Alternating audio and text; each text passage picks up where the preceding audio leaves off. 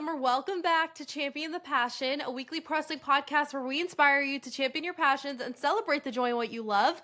I'm your host. My name is Victoria Daisy, and today we're going to be recapping everything that happened last night on Friday Night Smackdown. But before we dive deeper, don't forget to leave a 5-star review if you enjoyed. Follow me at It's Victoria Daisy across all social platforms and follow Champion the Passion across all streaming platforms. But let's dive right into the opening segment with our undisputed champion, Cody Rhodes. So Cody came out per usual to ask the crowd, what do you want to talk about? And he gave it a second, so that the fans could yell and scream and cry and whatever. And then he was about to talk, but before he could actually get any words out, Paul Heyman's voice echoed through the arena.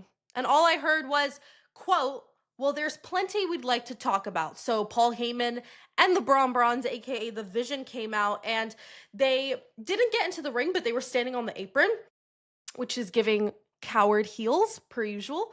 But then Randy Orton came out to provide backup so that Cody wasn't there alone. Then Paul said that they didn't come out here to talk to Cody, but to Randy. He said it's been impossible to get a hold of Randy, but they knew that if they cornered the champion, the Viper would appear. Then he said, you guys can come up with any plan for their match, but they still will lose. After he was trying to plant evil seeds into Randy's brain about turning on Cody and taking the championship from him. Then to finish the segment, he dropped the famous line, that's not a prediction, it's a spoiler. And to be honest with you, this entire segment felt very unnecessary because the match that was the main event last night had already been pre-announced before the show. It actually was announced last week. You really didn't need to do a segment to set it up, per se. I mean, especially considering Cody and Randy didn't even get a chance to reply to everything that Paul Heyman said. It kind of just felt like filler. And it really sucked because I think there could have been a different way of going about this. Maybe a backstage segment that just got us a little hyped for it. It didn't need to be a full-blown segment, especially one that opened up the show, considering we already had the match in place. We didn't need to do a whole segment to kind of announce it and set up the match. But I digress. Let's head into the first match of the night. We had another Sami Zayn US title open challenge. Now, for context, before this happened, there was a backstage segment where Carmelo Hayes and The Miz were together, and Carmelo said that this partnership between them is done. He wanted to end it respectfully. He said that he doesn't want any beef between him and The Miz. He wants to stay cool. He just needs to go his own way. Now, with that context in mind, fast forward to the US title open challenge. Carmelo Hayes' music hits. He comes out and he says that he wants to prove why he's him, and he will, and now nobody's holding him back. But then The Miz came out and gave Melo a skull-crushing finale, and he was fuming. I was a little bit shocked that The Miz had that deep of a reaction to how calm Melo was, and to be honest, I don't know if you want to consider it a heel turn, because I feel like nowadays, there's not really a definitive heel or babyface in storylines sometimes, which I find very interesting. For example, we could take Seth and Cody for the Crown Jewel storyline. That's a clear heel. That's a clear babyface. But then on the women's side with Stephanie and Tiffany, they are both babyfaces. So I feel like nowadays we don't really run through the black and white textbook way of running a storyline where it has to be a babyface, it has to be a heel. So when it comes to Miz and Melo, I definitely do feel like moving forward, they're going to take more of the heel approach with Miz and more of the babyface approach with Carmelo Hayes, considering that my hope is that they can grow a big storyline out of this. I think we've all not been the happiest with how Carmelo Hayes has been booked. So if you could take this opportunity to elevate Carmelo Hayes by giving him a big storyline like this, with a veteran like The Miz, I think that could really elevate him, considering they already have history from Oz Him, their little group. So I'm really intrigued to see where we go moving forward. But because Carmelo Hayes was on the floor, the open challenge was still technically open. He didn't get into the ring. The match didn't start. He didn't necessarily accept it. So Aleister Black came out and accepted it, and that's how we got the match rolling. So to be honest, Aleister versus Sami was a really good match. I thought both men brought a lot to this match and executed every spot really well. I also thought Aleister got to really show off his moveset nicely in the ring, and I thought he looked great against Sami. And I also have to say that I love these US title open challenges that they've been doing, because there has been some really fun moments throughout all of this. At first, the first two ones weren't like any surprises or anything, so I was a little bit worried. But last week we had NXT's Javon Evans answer the call, and then the whole drama with Miz and Mello, and then it being Aleister Black last night was really fun. But of course, in the end, Sami Zayn retained. Now, I just have to say, I'm waiting for the one open challenge where someone beats him, and maybe it's like a big star. I'm hoping maybe it could be Obafemi, and I could see that being a great way to debut him on SmackDown. I don't know, I'm delusional. I just need him to win a title right away because he's him, literally. But something really funny that happened after the match is Damian Priest came out. Well, he actually came out towards the end of the match, but he was still there until it was done. And he basically came out to do a razor's edge on Aleister Black into a table. It was great. I thought it was hysterical and it was random, but that was his DIY rage room right there. So honestly, slay.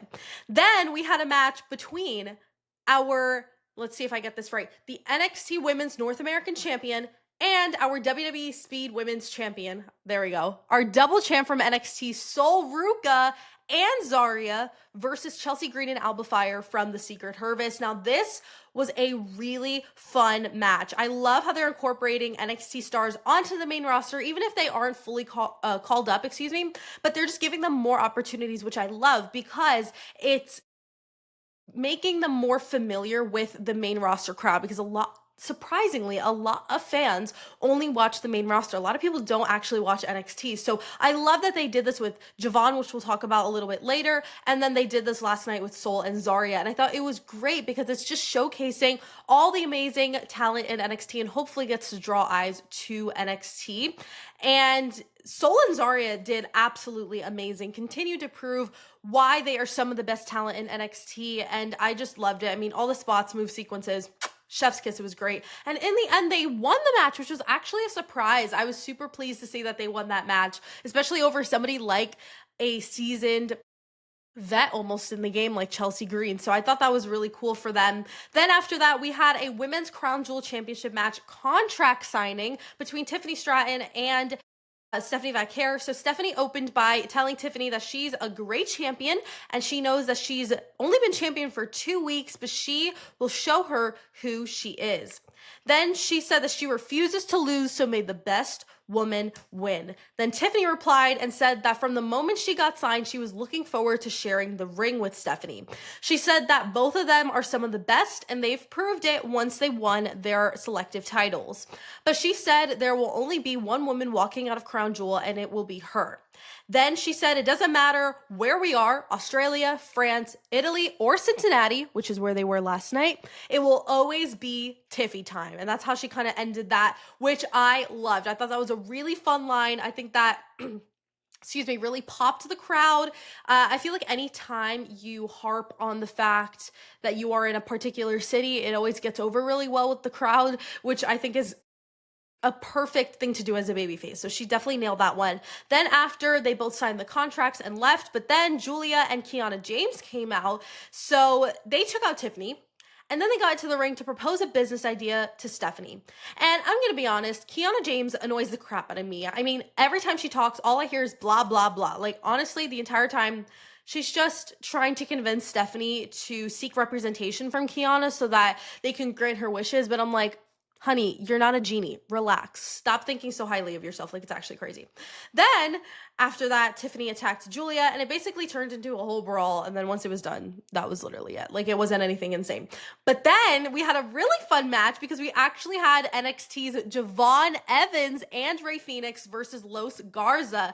This was an awesome match. And just like I mentioned before with Sol Ruca and Zarya, getting to see him on the main roster again.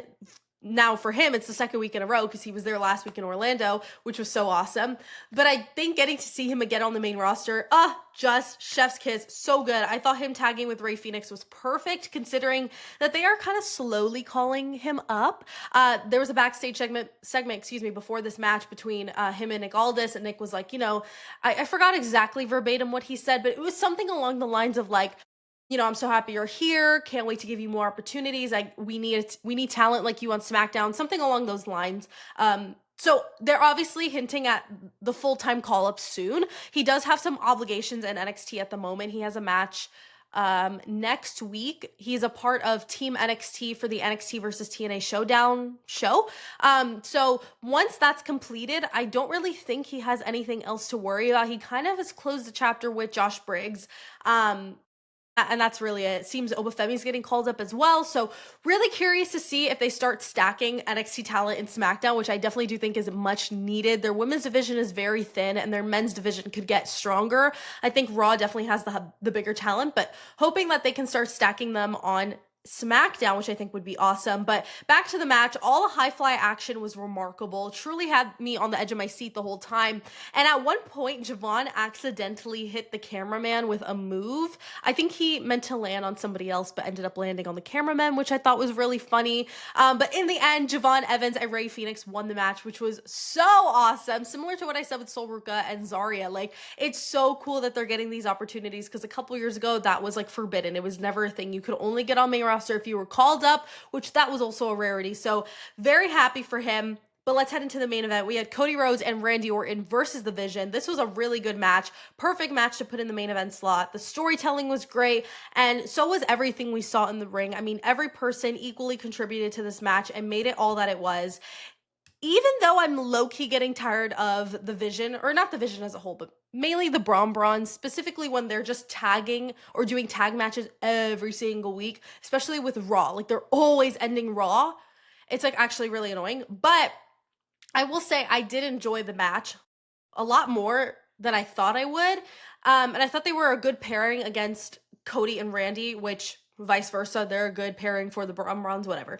But the Brawns really have been proving over the last couple of months that they can hang with the top dogs because now they have become some of the top dogs, which I think is awesome. Then, towards the end of the match, the typical Vision shenanigans occurred because Paul Heyman decided to distract the referee so that Seth Rollins could come in and give a curb stomp to Randy. So, of course, Bronson Reed took advantage of that and won the match for himself and Braun Breaker. Then, after the match, Seth low-key started hearing voices in his head. He was looking back at the ring as they were walking up the ramp and was like... And Paul was like, don't do it. And Cody was in position to take a curb stomp. And so he ran into the ring and tried to curb stomp him. But Cody was ready. He was locked in. And he reversed it into a crossroads, which was like, yes, baddie, you ate that up. Wiped him out. And that's how we ended SmackDown. It was really great. So let's head into my overall thoughts. Surprisingly, I really enjoyed SmackDown. It's actually rare that we have 2 weeks in a row where I actually enjoy SmackDown. You guys know I was at SmackDown last week in Orlando, so there's a little more bias there because I got to witness it live and feel the crowd and feel the energy, and so it's obviously different when you're there live. But even this week, I really liked what I saw. There's some things they can obviously improve on, as there is for every show, because it's not perfect, although I wish it was. I'm just really enjoying what I'm seeing. So hopefully they can continue on this momentum. Obviously, next week is the go home show before Crown Jewel Perth, which is very exciting. That's going to be the second to last PLE of the year 2025. It's absolutely insane how we are already in October. We literally have 2 months left in the year before we go into 2026, which is absolutely berserk because January 7th is actually going to be my 1-year anniversary of doing Champion the Passion. This podcast has means so much. I'm not going to get into it now, but we will talk about it when the time comes. But let's finish my overall thoughts. My match of the night was definitely Javon Evans and Rey Fenix versus Los Garza. I mean, I thought it was super entertaining. I loved all the high fly action. So good. My segment of the night was the Women's Crown Jewel Championship match contract signing. I love the exchange between Tiffany and Stephanie. It got me super hyped for their match next week. And overall, I rate the show about a 7.5 out of 10. So pretty high rating for SmackDown, which I'm really happy about. But I will see you guys. When's the next time I'm going to do an episode? Oh, on Tuesday for Ross. But until then, thank you guys so much for watching and listening to this episode of Champion the Passion. Don't forget to leave a 5-star review if you enjoyed. Follow me at It's Victoria Daisy across all social platforms and follow Champion the Passion across all streaming platforms. Don't forget to champion your passions and celebrate the joy of what you love. And I'll see you guys on the next episode. Bye.